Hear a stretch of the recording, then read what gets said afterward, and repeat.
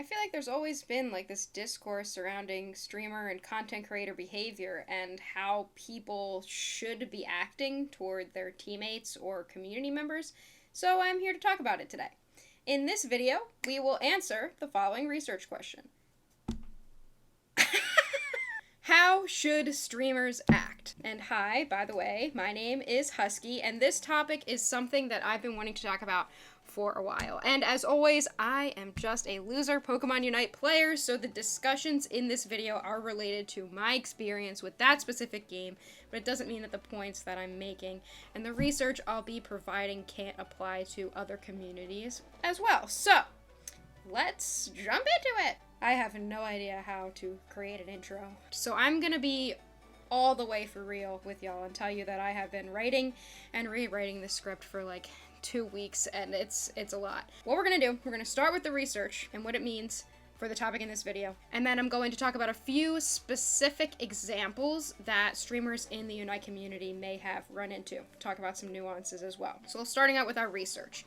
According to one paper that I tracked down, when you stream to a live audience, you build trust with them, and then they are more likely to purchase your services. So this means a sub to you, buy your merch, follow you on social media, etc., etc., etc. So, live streaming is very important to many people. According to another paper, streaming is also something that's very accessible since it's compatible with mobile applications, basically gives anyone the opportunity to be a TV provider. I hardly know her. So, let's get into this. This paper is titled, What Online Game Spectators Want from Their Twitch Streamers, Flow and Well-Being Perspective. And this paper examines the characteristics of live streamers using Cognitive Appraisal Theory, which states that humans constantly evaluate the significance of environments, such as events and objects, for their well-being. So, what that means, someone reacting to something with positive or negative emotions comes from their cognitive appraisal, or perception, basically, of the thing. What they did in this paper was generally a lot of math stuff, some interesting things that I personally like, but it might not make any sense, but it's an interesting paper nonetheless. A lot of math stuff. But to break it down, they asked a bunch of Twitch users a bunch of questions. They did some magical stuff with exploratory and confirmatory factor analysis, and then they came up with the following model. So let's start from the left of this model and follow the pathways to the right. So path number 1 shows that Twitch users who felt a level of friendship with the streamer were more likely to enter a flow experience, which means like watching the content makes them feel like they're experiencing a flow-like state, like they're in the groove, they're in the moment. And it also improves their overall psychological well-being. This then makes them feel both committed to and loyal to that streamer. Let's go down one. The next one says interaction, which doesn't have any direct paths, meaning that it's an aspect that Twitch users enjoy doing, such as sharing messages or commenting on a streamer's post, but there's no evidence for it causing specific outcomes. Next path down is streamer skills, which is interesting to me because apparently seeing someone's favorite streamer being skillful and performing well actually improves the user's psychological well-being, which results in them feeling committed to the streamer. And again, loyal as well. Next up, or next down, I guess, is perceived usefulness, which is related to the use of the Twitch app itself, but again, didn't result in any direct relationships or pathways. So next, technology and functional quality of the Twitch app actually did relate to helping the users enter that flow state with watching the streamer, which again, leads to both commitment and loyalty. Next path down was convenience, which was again related to the Twitch app itself, giving people an opportunity to watch content whenever they want. It's pretty, definitely convenient to be able to pick up your phone and watch it. But this actually, having this ability to conveniently watch your favorite streamers was actually related to both the flow experience and the psychological well-being, which again, as we have said repeatedly, directly influences the commitment and the loyalty to the streamer. Finally, we have security quality, where users feel like their Twitch experience is a safe one and Twitch is a secure and safe place to enjoy the content, which again, the same thing that we've been seeing, contributes to the flow experience and psychological well-being, in turn leading to commitment and loyalty to streamers. So, alright, that's a long model. It's pretty thorough, but we got through it. So, as a reward, here's the gameplay. So here's your Subway Surfer, no attention span head ass. So what we see from this model is that as a Twitch streamer, you being friendly toward your community, skillful at the game, and provide your viewers with convenient streams, you may actually improve their psychological well-being, which makes them more committed to watching you, and in turn more loyal to you as a streamer and creator. So going back to our cognitive appraisal theory, your viewers are basically eyeing you up as a streamer and deciding if their emotions toward you are positive enough to keep engaging. Streamers straight up have the capability to influence someone's psychological well-being, and that's kind of a lot to put on a streamer, but it's pretty cool too. Alright then, Husky, what are you trying to say? That I'm ruining people's lives who I don't even know and I have no obligation to take care of if I'm not friendly and go on a 6-game loss streak on a stream? Yes! No, of course not. But the research is saying it. Let's look at a specific example that I'm sure many of you have heard come up a lot, especially in the Unite community, and this is the GG discourse. So every once in a while we have a conversation about whether or not it's okay or not okay to GG a streamer, whether a streamer should be allowed not to like it or whatever. I assume you all know what I'm talking about, but let me quick go over it anyway. So GG means good game. It's a way to acknowledge the end of a game in any capacity, sports, esports, you know, whatever else. If you've ever played organized sports, you may recall having to line up with your team at the end of the game and shake hands with the opposing team. I played softball, I played basketball, like pretty much everything, and at least for us, we'd walk down the line, like high-fiving each other and each one of the players and say good game. It's a polite way to acknowledge the competition that took place, so this should carry over to esports, right?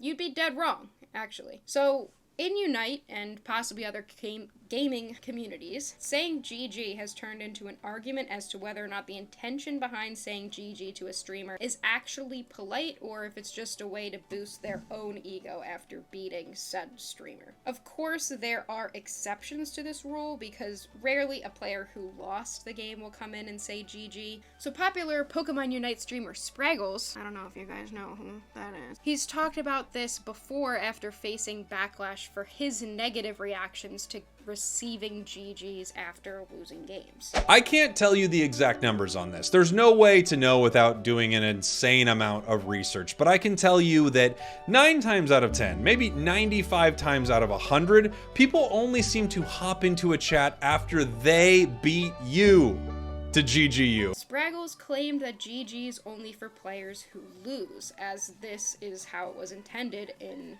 its origin in the MOBA scene. So I decided to do some research on this myself, and I wasn't expecting to find anything on this in terms of peer-reviewed research, but I actually did, in a sense. I found a conference paper that came out of Purdue University, and this was titled Governance in League of Legends, a Hybrid System, which was an ethnography on League of Legends to study the rules of the game and how it can promote a toxic player base. So I'm not getting into everything this paper discusses because it's not really about what we're talking about, but there was one segment or one quote that I think is pretty interesting. So what they said was, although not mentioned in the rules, it's a norm for players to type GG and WP at the end of a match to compliment opponents. However, players considered GG noobs disruptive and against norms because noobs insulted the opponents. Players believe that saying GG noobs violated rules, although the rules did not mention the term. So this wasn't specifically what we're talking about here, but they do say that GG is a commonly used term to compliment the opponents. It doesn't specifically state that it's only usable for those who lose.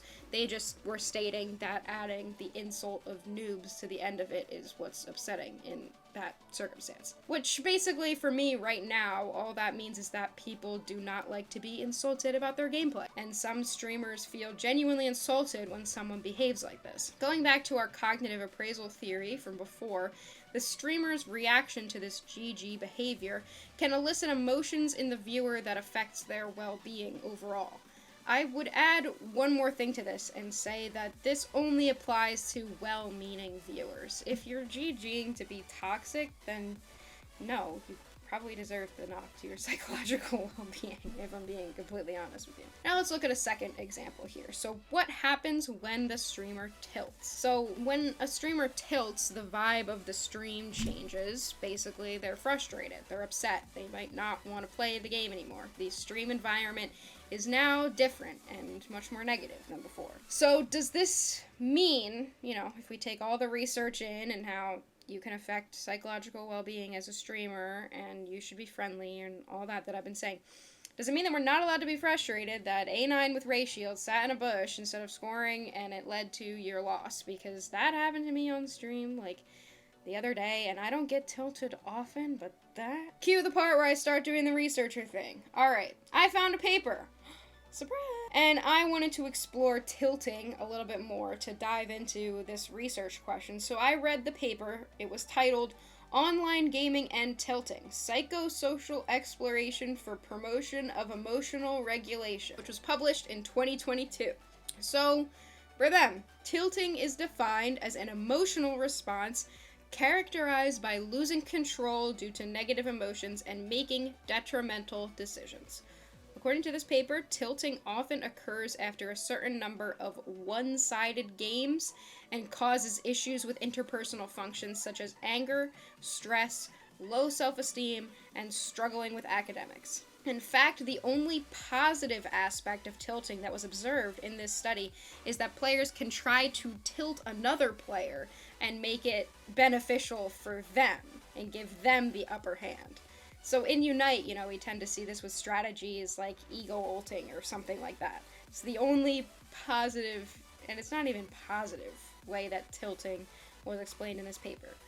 So what it's saying is that tilting is an entirely negative practice, and it elicits no good emotion. So trying to stream while tilted and feeling extremely stressed, as you can imagine, doesn't often curate a good environment. This isn't to say that streamers should just suddenly decide not to tilt. In fact, what I found interesting is that all of the participants in this paper attributed tilting to the competitive nature of gaming. So everyone thinks it's part of the game. Sometimes you tilt. I think that the most important thing is just not to let it go too far. You can have the emotion, but you can control the way you react to that emotion. Just don't let it take over the environment, because it could actually prevent people from committing to being part of your community. So I'm going to take all this a step further and examine something that nobody ever talks about when they're talking about this discourse, like tilting or GG and stuff like that. And that is the big streamer versus the small streamer nuance in all of this. So I myself am a small streamer. I average about 12 to 14 viewers per stream. So if someone comes to GG me and I react poorly, I don't have a large community of hundreds of viewers backing me up for my negativity toward that. Instead, I just lost a potentially well-meaning viewer or follower or sub or whatever it is. Since I'm trying to grow, I don't really get to pick and choose on that front. If the vibe of the stream changes, then the vibe of the stream just changes. The whole stream is basically ruined. I don't have hundreds of people who are loyal to me who are going to show back up after that. So there's a privilege that comes with setting boundaries if you're a larger streamer. Someone with a lot of viewers and a group of dedicated fans can curate however they want, and their negativity won't be questioned because they already have a loyal group of fans. There's also a FOMO to it. If there's this large streamer with a lot of influence on the community, I don't want to miss out, even if they do flame randoms or get tilted or whatever things elicit negative emotions within viewers. But if I'm hanging out in a small streamer's chat who I don't know super well and they're legitimately getting pissed that someone came to GG them, that'll probably affect my decision to continue to engage. I'm sorry, but I'm just really being honest about this. It's important that large streamers understand that they are able to set that boundary because they are in the privileged position to do so. Because regardless, they have enough community members with parasocial relationships with them that'll back that decision, regardless of what they do or how they handle it. My point is, Whether or not you believe a streamer should react a certain way to a GG comment is not nearly as important as the size of the streamer themselves. So then, how should they react? I didn't exactly answer the question, did I? And I won't, because that's up to them. We place, I think, a lot of emphasis on wanting to believe the people that we interact with are good people, because if we interact with bad people, then maybe that also makes us a bad person. So oftentimes, getting into a bit of the parasocial effect here, we jump to defend our favorite streamers or content creators. If you like the creator, you might believe them reacting poorly to GG is okay. If you don't care, you might think it's not as okay. The point being, you don't get to decide how a streamer interacts with their audience and curates their community.